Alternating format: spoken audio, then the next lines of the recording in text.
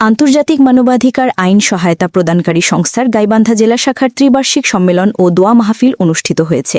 রবিবার ৯ নভেম্বর দুপুরে শহরের পার্ক রোডের সমবায় মার্কেটের দ্বিতীয় তলায় এ আয়োজন অনুষ্ঠিত হয়। অনুষ্ঠানে প্রধান অতিথি হিসেবে উপস্থিত ছিলেন সংগঠনের চেয়ারম্যান জনাব মোহাম্মদ মাহমুদুল হাসান মাহমুদ। বিশেষ অতিথি হিসেবে উপস্থিত ছিলেন সহকারী মহাসচিব জনাব মোহাম্মদ মাসুদ রানা। এ সময় গাইবান্ধা জেলা শাখার সভাপতি জনাব মোহাম্মদ শামীম আল শাম্মু, সাধারণ সম্পাদক জনাব মোহাম্মদ ফারহান শেখ এবং দপ্তর সম্পাদক জনাব মোহাম্মদ শাহ কামাল সহ জেলা শাখার নেতৃবৃন্দ উপস্থিত ছিলেন।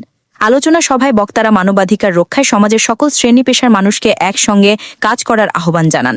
আমাদের গণতন্ত্র শিক্ষিত করতে হবে, পারিবারিকভাবে, সামাজিকভাবে, রাষ্ট্রীয়ভাবে এবং দারিদ্র বিমোচনে যা যা অবস্থান থেকে কাজ করতে হবে। যদি আমরা দারিদ্র বিমোচন করতে না পারি এবং মানুষগুলোকে শিক্ষিত করতে না পারি, তাহলে আমাদের সমস্ত প্রচেষ্টাই ব্যর্থ হবে। আমাদের দায়িত্ব হচ্ছে আমাদের মেয়েকে শিক্ষায় শিক্ষিত করা, তাহলে আমরা নারীকে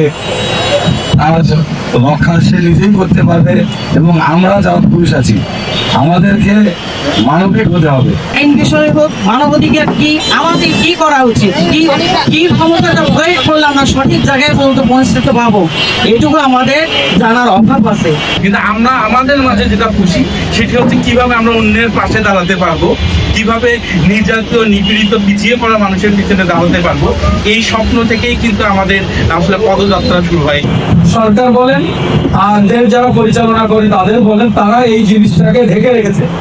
কারণ তারা খুব ভালো করে জানে যে আমি যখন আমার অধিকার সম্বন্ধে সচেতন হয়ে যাব তখন আর আমি ওনাকে ছাড় দিব না। মানবাধিকার দেখেন কত কঠিন জিনিস। আপনি বা আমি ন্যায্য যে অধিকার যেটা আমার পাওয়া দরকার, সেইটা আমি না পাইলে আমার মানবাধিকার লঙ্ঘন। আর এই সমস্যাটা আমাদের দেশে হয়েছে কেন জানেন? শুধু সচেতনতার অভাবে।